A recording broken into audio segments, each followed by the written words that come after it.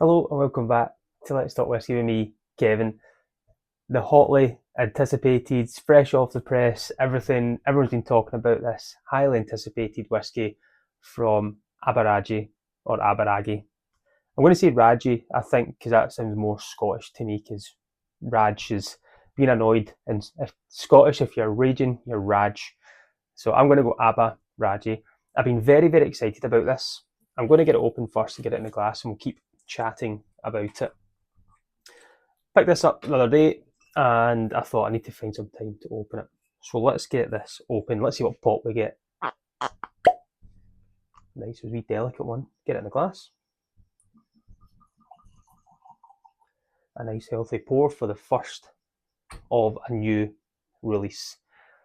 Aberargie is a distillery just south of Perthshire, or just around Perthshire area.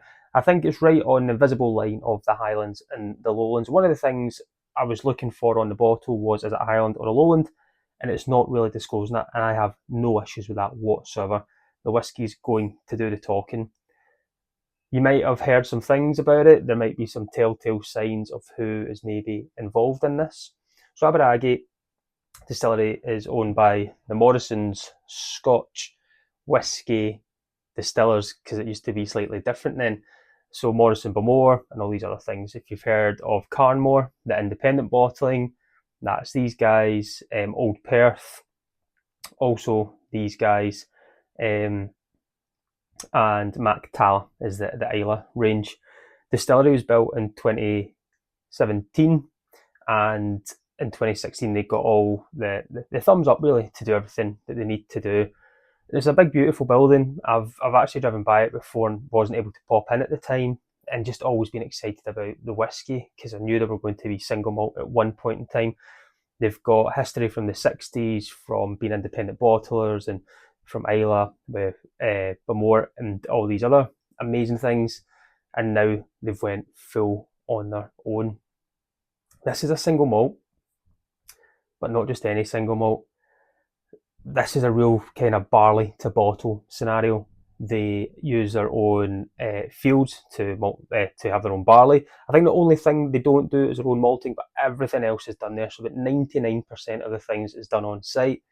So all the barley, producing the whiskey, aging the whiskey, decanting the whiskey, bottling and labelling the whiskey is all done on site, which I think is a real terroir could be thrown around, that you've got everything there, and everyone that works there is going to be involved at some stage and see the full processes from start to finish, which I find amazing. I know there's some bigger companies that are out there that use tanks and then they'll send them somewhere else to have them bottled, etc. But having everything on site, I think, is amazing.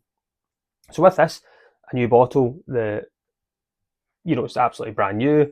It's a cool wee shape and things like that. It's quite plain, simple, tells you exactly what we need to know, and it's non-chill filtered and natural colour at 48.2%. Non-age statement, but the first bottle, I think, or the first casks were filled in November 2017, and this has now been bottled probably in February time or so. So we're probably looking about 8-year-old whiskey, because probably not it's got that 9 yet. Again, that's not an issue. It's a split of 50% bourbon casks and first fill bourbon and 58% sherry casks. And you think that's quite good, quite an easy start, quite get everyone involved. The really cool thing about it is they using the barley strains. So I couldn't find on the bottle itself, but I think it's about a 50-50 split. I did see somewhere it was like 52%, somebody delivering, maybe more whiskey, hopefully that is. It's about a 50-50 split between Golden Promise barley and Laureate barley, which I love Golden Promise. I think it's got one of the best mouthfeels. It's a cracking barley to use in whiskies. Glasgow Whisky Festival last year, I was able to try this on the bourbon side when it was just the bourbon and the sherry, and I was a big fan. So I'm excited today. So let's get this on the palate now. Let's get it on the nose. Again, the beading on it, it's taking its time to come down. 40.2 is a great number.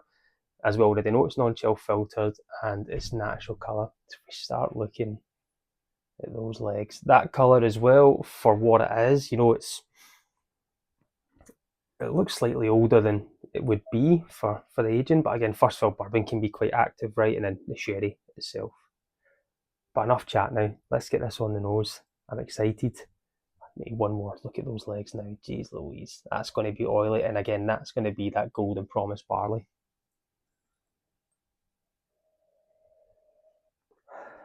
You've got that soft funk from the sherry, but there's this real nice shortbread from the bourbon cask coming through.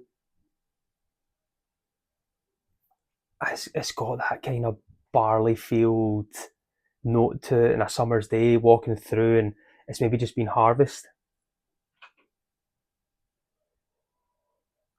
It's light, it's not 40%, it's got that really kind of neat and subdued style to it.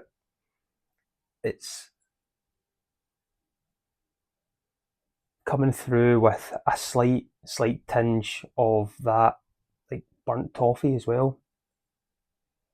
But let's get this on the palate now, shall we? So slange everyone.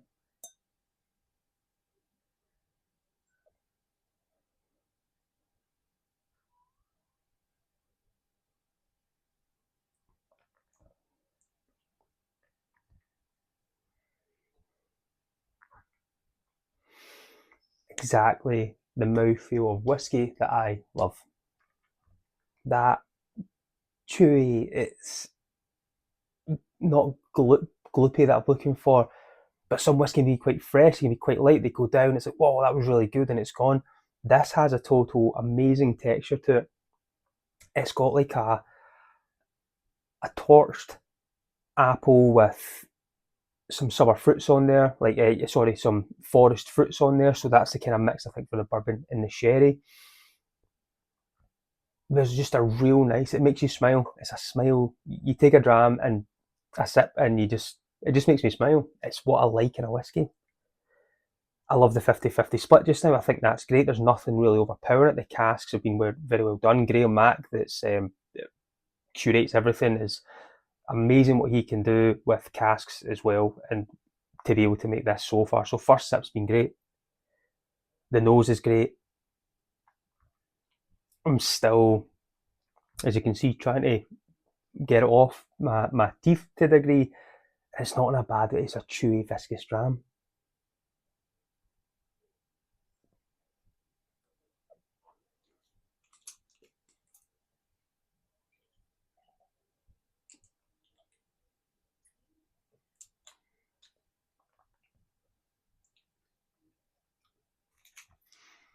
Torched apple with forest fruits. Underneath, it's like would I say like vanilla tablet crunch ice cream, that kind of soft sweetness coming through, and then on top it's like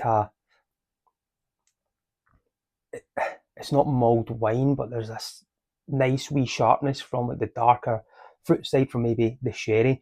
I don't get any spice from it. I get more your kind of softer, sweeter style of sherry. Not overly sweet in the slightest. This is delicate.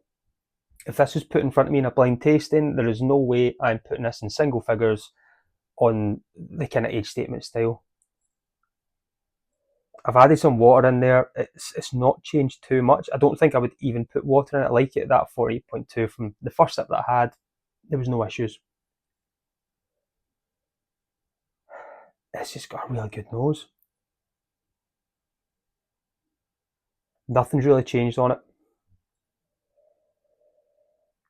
It's fruity, but not sour fruit, not maybe more the fresh apple, and then more muddled in the darker fruit style.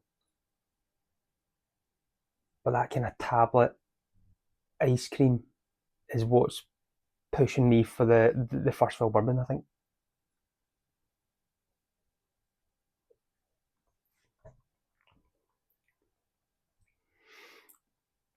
For a first release, it's magic. £65, if you're lucky to pick one up, I would absolutely pick one up. I think that's great. I am super excited to see how this is going to develop. Obviously, I've just opened this. I've had my first try, and so many whiskies just developed from here and just really, really come in one in their own. So I'll be re-reviewing this soon. Once I maybe get down past the shoulder, quarter way, halfway, I'll definitely be trying this again, but hopefully be able to speak to the guys that make this and just ask hundreds of questions now. If you've tried this, let me know what you think. If you've got any similar tasting notes or if you've got any different tasting notes. But straight away, I'm a big fan. This is a smiling whiskey. I'm going to tag this one as a sip and a smile. So if you see me in a bar and you don't know what I've got in front of me and I take a sip and you see me smiling, it's probably going to be this. Guys, thanks for tuning in. Sorry I've been away for so long. I've had some things going on in the background, but it's good to see you all back. And as always, join me next week. Let's talk whiskey. Slange.